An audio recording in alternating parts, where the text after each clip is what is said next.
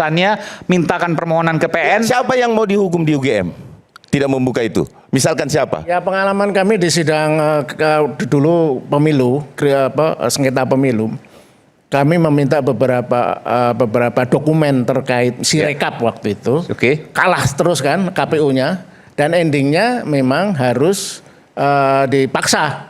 Dan yang bisa memaksa itu pengadilan. Jadi kita cukup menyurati, kita tunjukkan putusan-putusan yang... Bukan, tadi pertanyaan ini, kalau seandainya kemudian dipaksa dan kemudian diberlakukan pidana tadi, berapa, 1 tahun penjara ya? 1 tahun dan denda 5 juta rupiah tadi, siapa yang bakal dihukum dari UGM? Ya kemungkinan tentu yang bertanggung jawab ya, entah rektor atau kalau rektor mengelak, ke kepala PPID-nya. Oke, Bung Ade silakan. Ya, terima kasih Bung Eman. Ini dari tadi kita bicara akhirnya melenceng ke pidana nih. Substansi yang ada sebenarnya kan tun. Jadi gini, saya akan menjelaskan ke Pak siapa? Lukas. Nggak usah.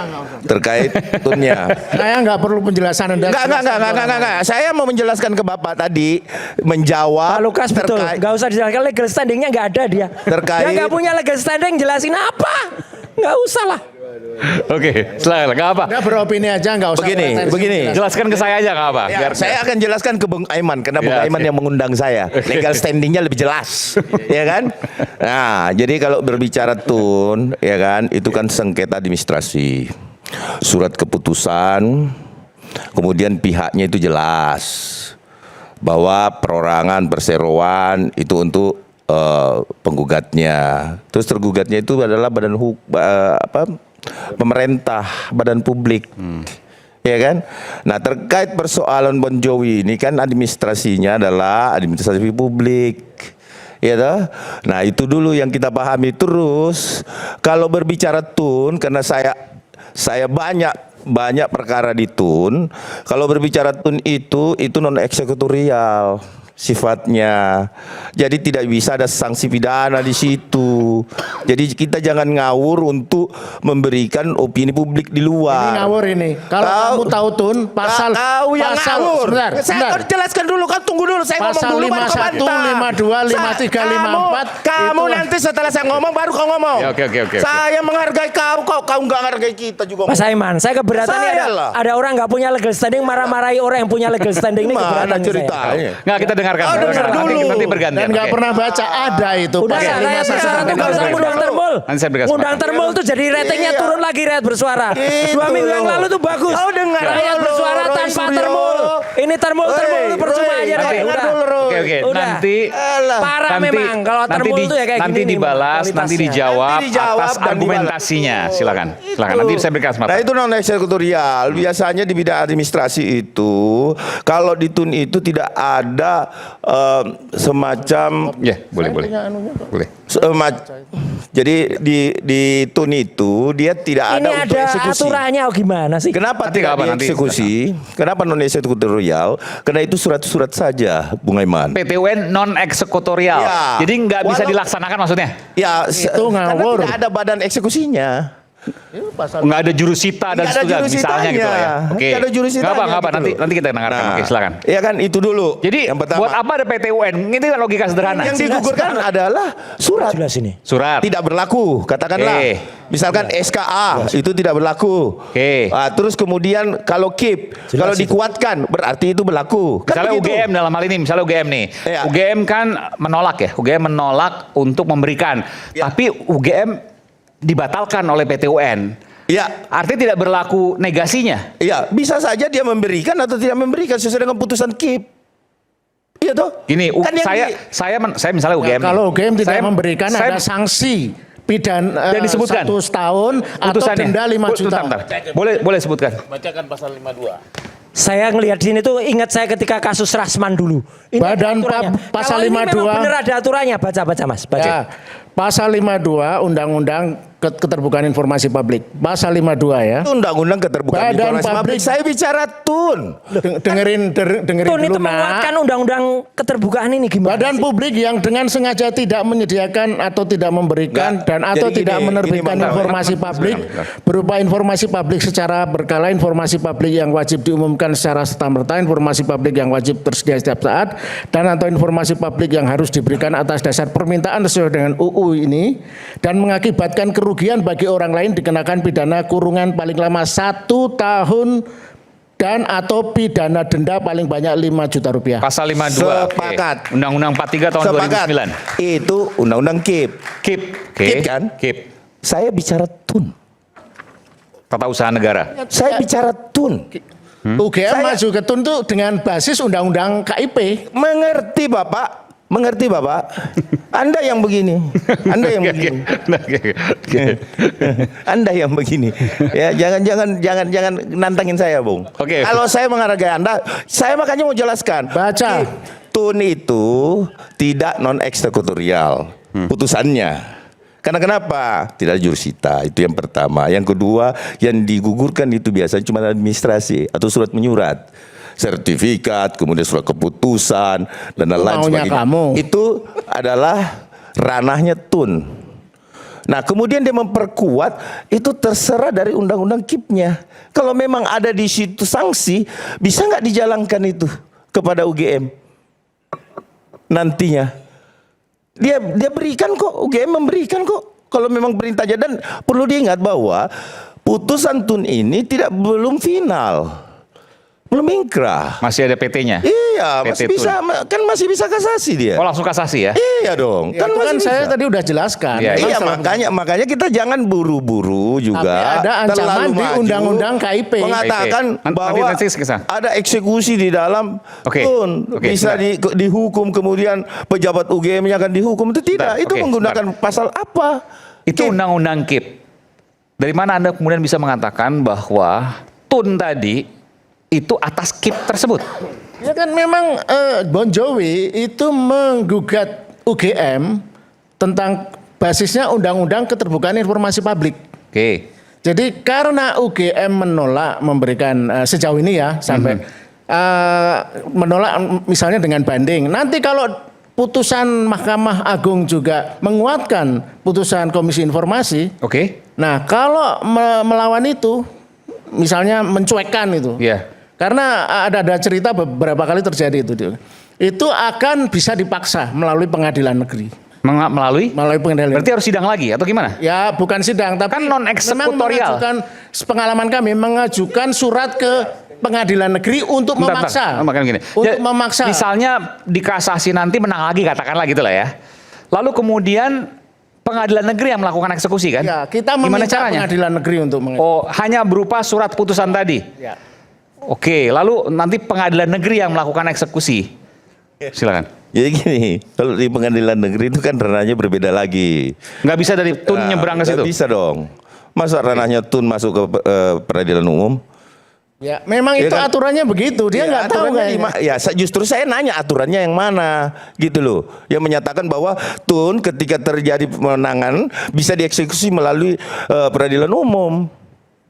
Jadi menurut Anda TUN itu hanya menyatakan asli, Bahwa tidak asli. putusan KIP itu berdasarkan surat nomor 3 dan lain-lain ya. Saya lihat ini nomor 3 tahun 2025 Ya. ini itu adalah tentang penetapan klasifikasi informasi yang dikecualikan.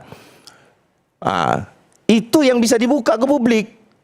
Kan itu persoalannya. Yang kemarin bahwa kemudian UGM keberatan, Ya. maka UGM menggugat itu. Kenapa? Dan ditolak. Dia melindungi KHS tadi. Oke. Kan begitu. Dan kemudian ditolak oleh TUN. Ditolak. Konsekuensinya adalah Konsekuensinya dia harus membuka kepada publik. siapa? UGM dong. Apa aja?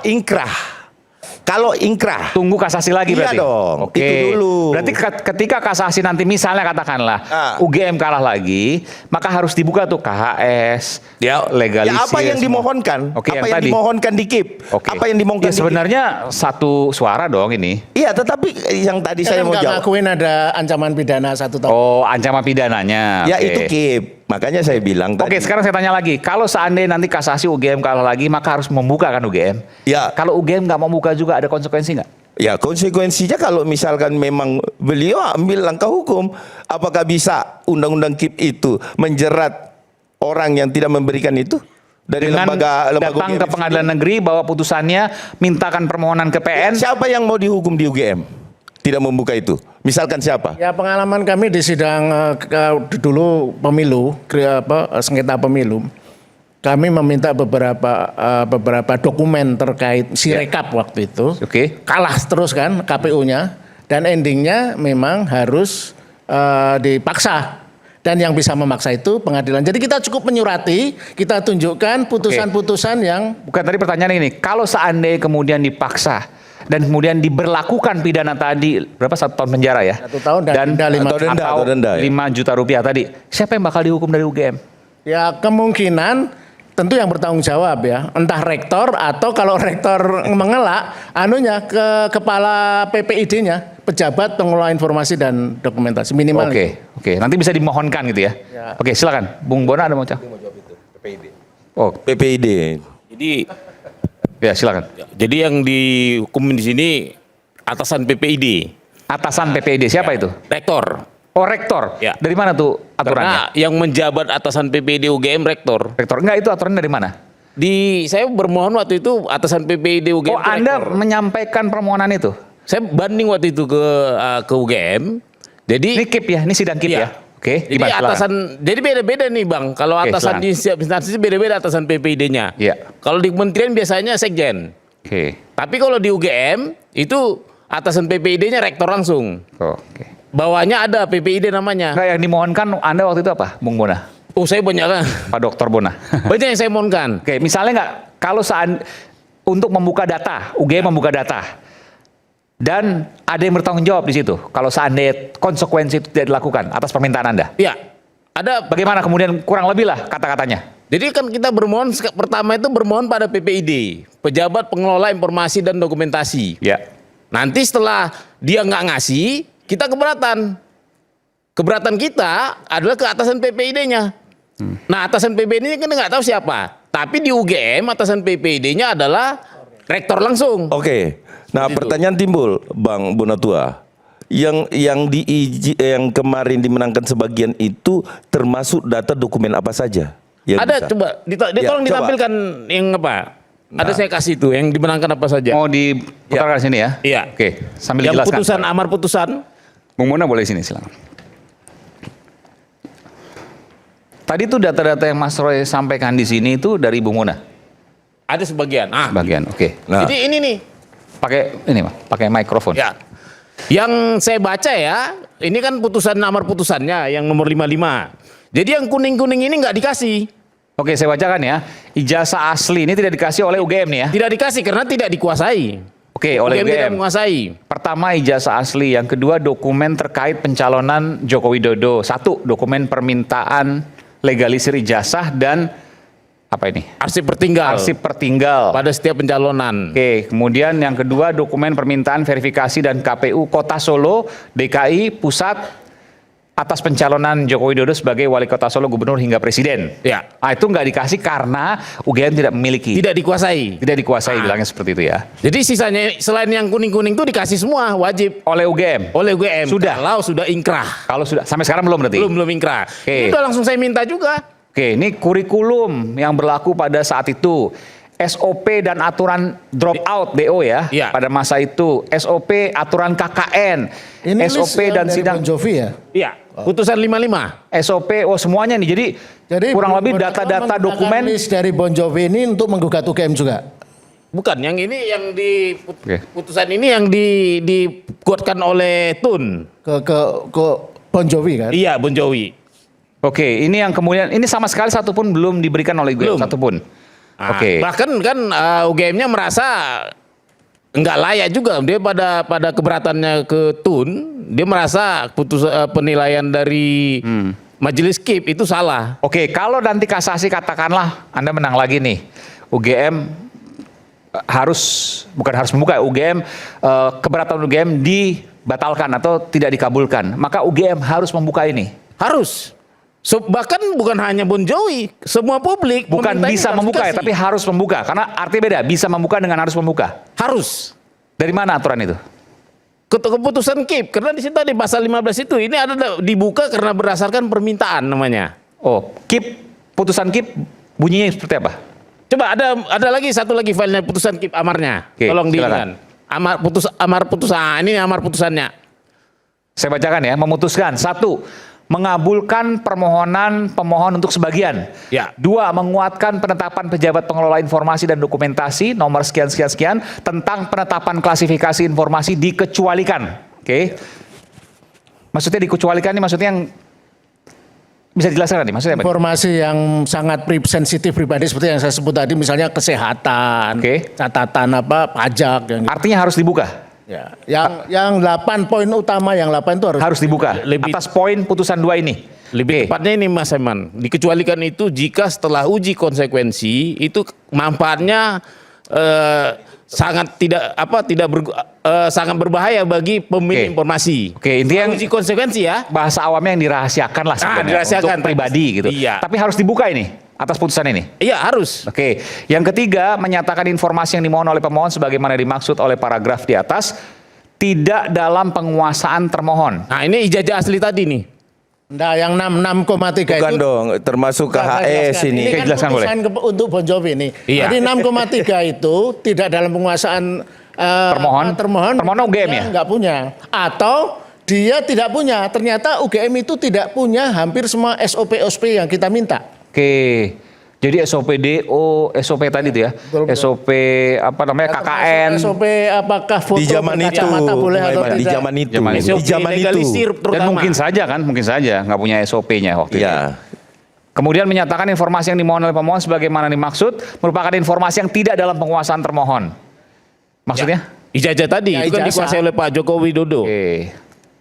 Jadi intinya UGM di sini adalah harus membuka informasi-informasi yang sebelumnya dinyatakan sebagai rahasia kepada publik. Ya, betul. Itu putusan KIP. Istilahnya bukan rahasia, tertutup. Iya tertutup. Oke, Karena- bahasa awamnya karena rahasia dalam lah. konteks ini Jokowi itu karena pejabat publik, Iya. tidak seperti orang biasa seperti kita. Kita boleh merahasiakan ijazah kita dan karena kita bukan pejabat. Kalau pejabat publik status itu gugur, makanya ada istilah dikecualikan. Sebagai pejabat publik, dia wajib membuka hal-hal seperti itu. Oke, ini putusan KIP. Lalu kemudian UGM banding ke TUN, ke Tata Usaha Negara, dan hasilnya TUN menolak bandingnya UGM. Ya. Artinya putusan ini berlaku. Betul. Sekarang akan dilakukan kasasi, sudah. Belum. Belum. Oke. Dari Belum. putusannya Belum. paling Kalau lambat saya tanggal. Mas Eman, Paling lambat jadi- putusan UGM harus memutuskan ke kasasi sekitar tanggal 18-19 Juli. Kalau tidak dilakukan kasasi maka inkrah. Ya, dia Kalau harus inkrah menyerahkan. maka bisa dilakukan gugatan tadi secara pidana. Maksudnya hukuman pidana Kalau tadi. tidak Kalau diberikan, dia tidak Bung Aiman. memberikan, kalau dia Kalau tidak tidak mau. diberikan. Jadi gini, Oke. kalau dari semua yang kita lihat 8 tadi, justru kalau UGM memberikan ke penggugat atau pemohon, ya kan? Nah, apakah ini tidak membuktikan justru Pak Jokowi adalah alumni UGM? Clear kan? Pertanyaannya kenapa UGM kok Clear kan? ngotot tidak mau memberikan? Persoalan UGM tidak kan mau kalau memberikan, persoalan UGM tidak mau memberikan, saya rasa memiliki pertimbangan lain. Iya kan? Kenapa? KHS, nilai-nilai dan lain-lain sebagainya. Mungkin itu, tapi justru sudah didapat oleh Bang Roy tadi, ditampilkan nilai-nilainya. Iya kan? Nah saya rasa tidak ada yang Itu tidak yang publik menampilkan itu. Mabes Polri dan harusnya baca. UGM harusnya baca Iya kan? Undang-Undang Kan begitu. Keterbukaan Informasi Publik Kan pasal sudah. 18 ayat 2. Ada di situ jelas. Ya, Jadi, pejabat publik harus sebenarnya membuka. kenapa UGM Justru ngotot ini tidak memberikan melegitimasi. itu? Karena dia berprinsip pada asas kehati-hatian. Nah, asas kehati-hatian itu tidak ada di Ini yang disampaikan UGM ya Ah, ah. waktu sidang ya. Jadi hati-hati untuk apa nggak jelas, nggak ada basis hukumnya. Mas Eman, tadi kan yang dokumen sebelumnya nih, yang sebelum ini yang Oke, sebelumnya ditunjukkan kita tadi geser. Bonatua. Ini kan sebenarnya yang lain-lain yang hitam itu udah diterima kan. Yang belum itu yang kuning. Ya emang nggak bisa UGM kasih. Belum, Ijazah- UGM Bentar. belum ngasih satu lembar pun. Enggak. Ini kan didapat dari KPU sebagian kan. Nah yang kuning pertama itu ijazah asli. Nggak mungkin UGM megang ijazah asli. Nggak mungkin KPUD, KPU pusat megang. Iya kan? Satu. Yang kedua, yang poin dokumen-dokumen di bawah di 2 Romawi ke bawah itu emang nggak ada di UGM-nya. Ya, ijazah asli nanti Pak Jokowi akan tunjukkan tadi yang saya katakan awal. Itu nanti dalam persidangan pembuktian soal kasusnya Mas Roy. Baru di situ pembuktian ijazah asli itu akan ada. Kalau UGM memang nggak punya ijazah asli, yang ada di UGM adalah pertinggal salinan, pertinggal legalisir. Jadi ketika misalnya Pak Jokowi mau daftar capres, legalisasi, 1 legalisasi di bawah Pak Jokowi, kalau itu 1, kalau misalnya 3 di bawah, 1 pertinggal untuk di UGM. Paling itu yang dipunyain UGM, yang bukti legalisasi. Kalau aslinya kan mimpi UGM punya, kan nggak ada. Yang punya itu pribadi, siapapun yang punya ijazah Pak Jokowi. Misalnya Mas Roy sebagai tamatan lulusan Pasti. UGM, Mas Roy pegang aslinya kan gitu. UGM nggak, kampus nggak pegang. Jadi emang salah alamat juga kalau diminta UGM itu. Itu poinnya. Jadi yang di gugatan yang dimenangkan Bon Yang Jovi, kuning-kuning, tapi kan salinan ijazah asli harusnya ada kan fotokopiannya. salinan fotokopi yang dilegalisir ada. Transkrip nilai pasti ada. Pasti ada. KRS dan KS pasti ada. Semua kopian itu Ya. pasti. Yang sisanya memang dimiliki oleh Ya. hanya pemilik mahasiswa pada saat Supaya itu. clear, Atau supaya clear. lulusan, mohon maaf, pada saat itu. Itu aja. Ya. yang kuning poin 2 itu sebenarnya begini penjelasannya. Jadi ketika mencalonkan diri sebagai wali kota, gubernur dan presiden, pasti kan ketika mau mengajukan legalisasi ijazah, mereka kan menyurati kan. Nah, mestinya surat itu ada dong ininya, dokumennya. Itu sebenarnya nanti kita Gimana?